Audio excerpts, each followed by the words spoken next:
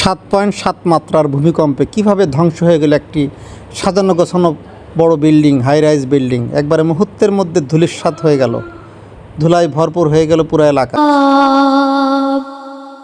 বান্দা তোমার আমি,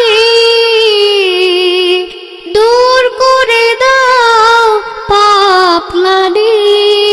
বান্দা তোমার আমি,